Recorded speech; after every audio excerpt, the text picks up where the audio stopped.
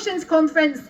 Motion number 10 on the agenda, which is the first motion for today, to be proposed by Alan Peachy and seconded by Christina Hendry. I'd like to welcome Alan Peachy.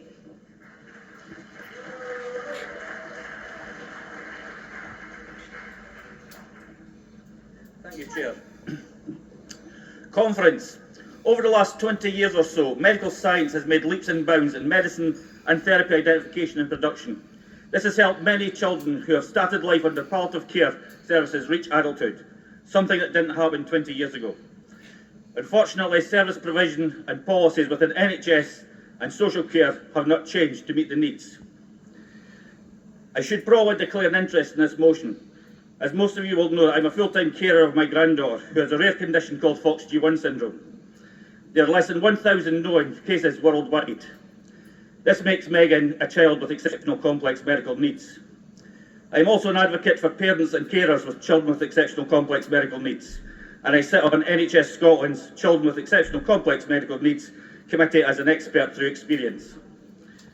To be registered with exceptional complex medical needs, you must fit the following criteria: be non-verbal, non-mobile, have a rare incurable medical condition, be fed through gastrostomy tube and or have medical resistant epilepsy, or require ventilation suctioning, or be visually impaired. There are just under 800 children in Scotland registered as children with exceptional medical complex needs. While our children are under the legal age of adulthood, their parents and guardians are always with them during hospital admissions, because they have their own way of communicating with the child to identify pain, seizure activity, and many other important issues, such as requiring fluid through their feeding tube and need their pads changed. It also makes the child feel reassured that their parents are with them. Once they reach the age of 18, they are put into adult services, which means they are placed in adult wards without suitable bed, parent and carers unable to stay with them at night, therefore unable to have their needs acknowledged or met. Plus, we do not have trust in the current system to ensure the child is placed in the same-sex ward, as being non-verbal and non-mobile makes them extremely vulnerable. As children, they are entitled to overnight respite with 24-hour specially trained nursing and support staff with others who have exceptional medical needs. Once they are 18, this respite changes to care home, with people they do not know and without 24-hour specialist nursing or support staff.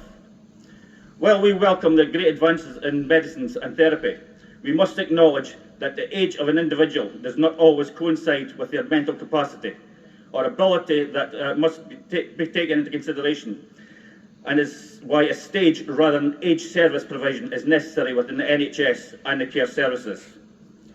We know there are different levels of disability and understand that a one-policy-fits-all approach does not work. Therefore, Scotland needs a review of disability policies and the benefit structure to take into account these differences. It is sad times we live in when a government pushes the ideology that a child can be born into the wrong body, yet ignores the fact that children with exceptional complex medical needs are now growing up to be children in adult bodies, and that must change.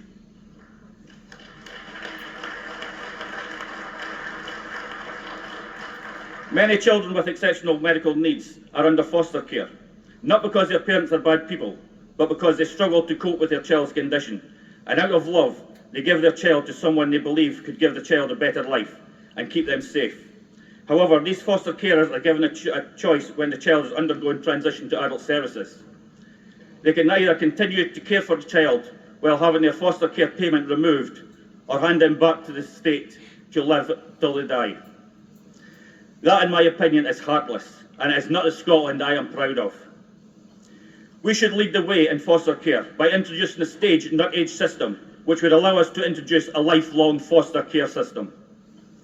Parents must seek a solicitor when their child is transforming to adult services to obtain a welfare guardianship and financial guardianship, which is a long, drawn-out and very intrusive procedure, which can take up to 2 years to complete.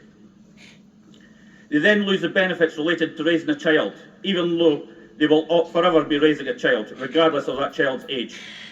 By having a stage, not age, we again would be leading the way by cutting out the red tape and the intrusive procedures carers and their child are put through, and ensure families are given the financial help they need. To let you understand a bit about living with exceptional complex medical needs, let me take you on a little journey.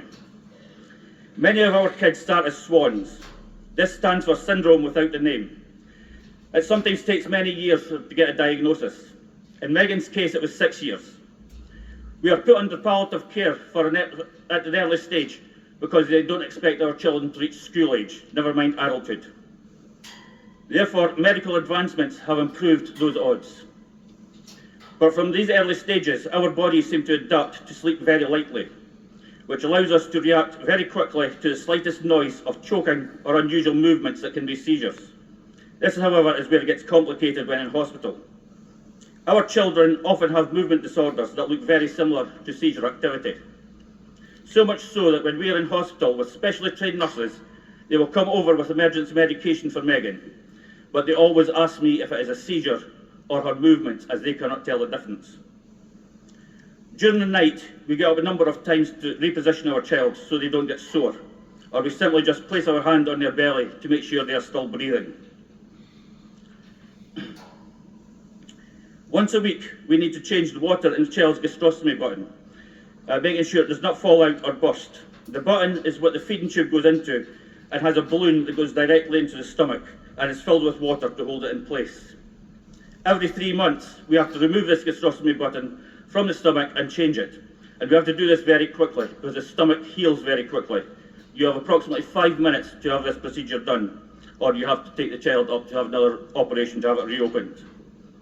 We are constantly in touch with medical professionals and have open access to hospital wards. Therefore, our children bypass A&E when blue lighted to hospital. This all stops when we go to adult services and we lose our point of contact and we'll have to deal with multiple professionals, making it more difficult for us to have quick responses to issues we encounter. That is a very short example of our lives. To go into details would lead to me being thrown from the stage from Tasmania, as I would be out talking David Henry. But in all serious conference, Alba are the first political party to talk about exceptional medical needs.